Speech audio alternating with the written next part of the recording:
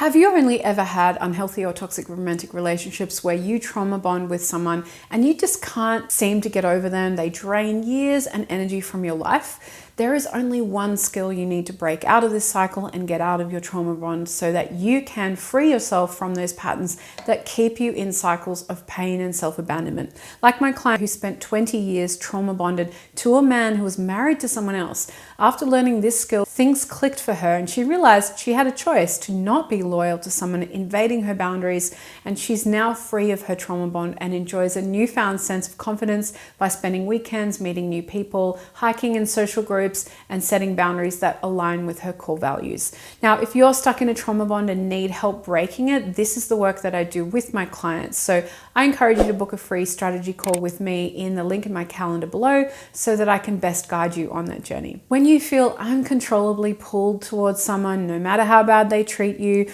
or you think it's destiny, they're your soulmate or a twin flame, or perhaps you've actually felt that with others before and this is a pattern for you, the way that you attach is likely from a place of trauma, which means that you're used to loving and receiving love from a wounded place within you, not a healed, healthy place that believes you're worthy of love, because in your earliest relationships in childhood, you might have experienced some emotional neglect or real or perceived abandonment, and you now unconsciously seek out that pattern and you find yourself only attracted to emotionally unavailable, inconsistent partners who are loving one minute and neglectful or cold and harsh the next. And this uncertainty of high highs and low lows just creates this feeling like you're addicted to this person, like a slot machine.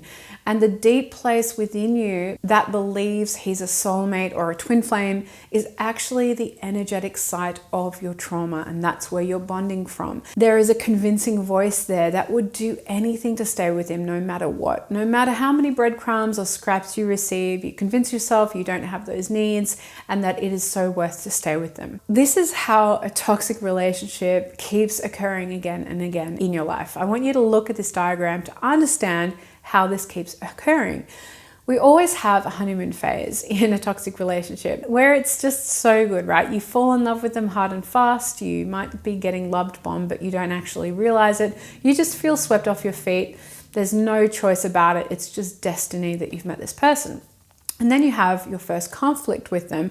And this is where you suppress your needs in that moment in order to keep connection. This is really the definition of where it starts to get toxic. This results in your self-abandonment, which is what is actually keeping a trauma bond in place. And then you stay in limbo land, waiting for the return of the good moments or the return to the honeymoon phase or a change or improvement in their behavior and validation and love for them, because you just had it before and you just feel like if you only wait around enough, you'll go back to that honeymoon. But it never comes. Inevitably, months and years later of so much pain, a painful breakup inevitably occurs, and this results in hopefully a healing journey for you.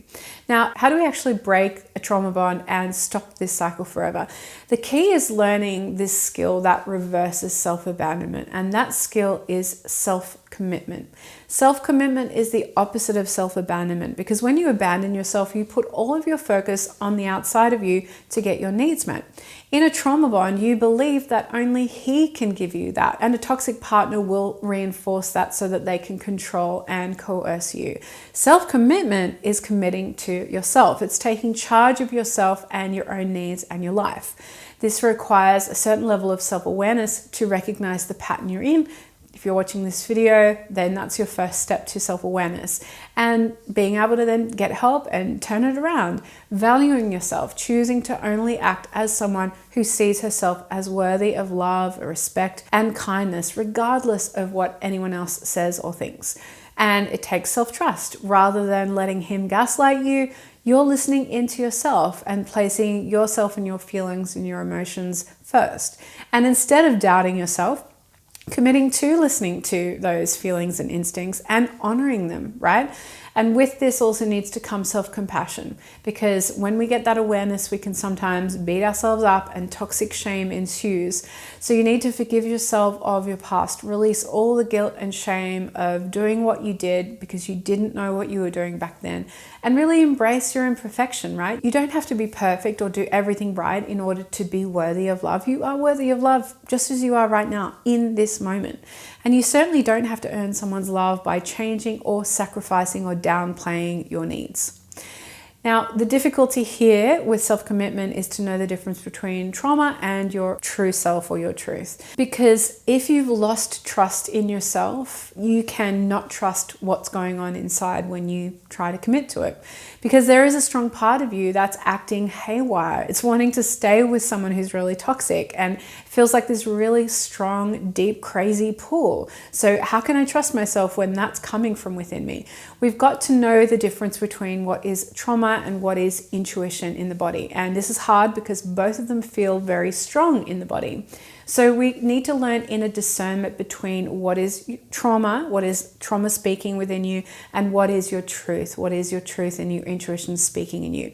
Now, they both have different origins, and they do actually feel different in the body if you tune into them, and I'm going to show you how to do that. So firstly, when you have an emotional charge, right? When that emotional charge is coming from trauma, there will be a high emotional charge behind it. It will be very intense. Feelings of fear, panic, anger, and overwhelm. You're going to feel urgent, chaotic, or just reactive, right? Leading to fight, flight, or freeze response. Complete chaos. When that emotional charge is coming from your true self, it feels a little more neutral than that. It feels more calm. Even if it's alerting you to potential danger, there's a stronger sense of certainty in your body. Unlike the uncertainty of trauma, it feels grounded and clear in the body. Now, when you have a thought process, the difference between a trauma thought process and a true thought process is that in trauma thinking, you'll experience repetitive and intrusive thoughts. This is where you feel like you're stuck in a loop. You're overanalyzing or obsessing. You might be catastrophizing, self-blaming, and experiencing really extreme thinking. And it's just keeping you on this crazy roller coaster. Whereas your true self thoughts are more straightforward. They're more direct. There's a sense of knowing or insightfulness that just comes quickly, it feels clear, and it doesn't have that kind of crazy emotional charge on it.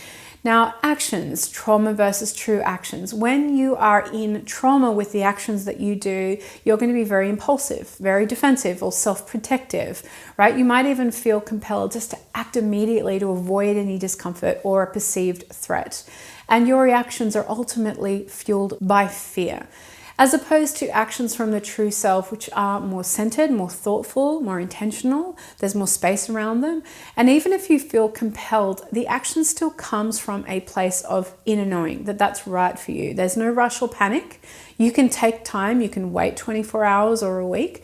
There's just this clear sense that that is the right next step for you. I'm going to teach you a simple skill to learn discernment in the body so that you don't have to overthink things, because really ultimately healing happens in the body, so that you can know the difference between your trauma and your truth. I want you to tune into your body when you're acting, feeling, or speaking from a place of trauma. You are going to feel contracted in your body. Learn to know what contraction feels like, right? I remember phrases I used to say about someone that I was trauma bonded with, and I'd say things like, but I love him. He doesn't mean it when he does that. Even when I'm telling you that, I can feel my whole body just contracting and tensing up. That means that I was in that trauma pattern when I was thinking, feeling, and believing that. As opposed to when you're coming from your true self, you're going to feel in your body more open, more expanded, more grounded, like there's more space inside you when you're feeling that thing. And it might be really subtle at the start, so I want you to practice learning the difference between the two. It's probably going to feel like more trauma, more contraction, and see if you can just in that contracted state feel a sense of something you're thinking that is right, and there's a bit of opening up in your body. That's how you can kind of start to encourage the difference in discernment between trauma and true self, contraction and expansion.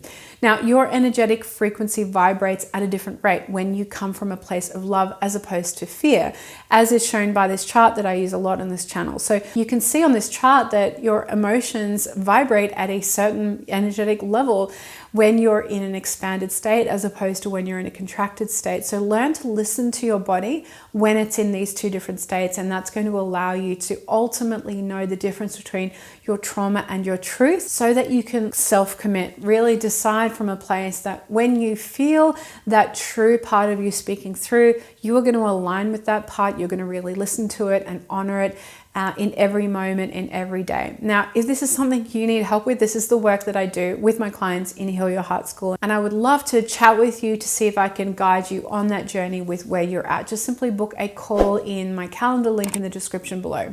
Here are some next videos in the meantime for you to watch so you can move one step closer to having a beautiful and incredibly healthy relationship with yourself. And for now, I will see you in the next video.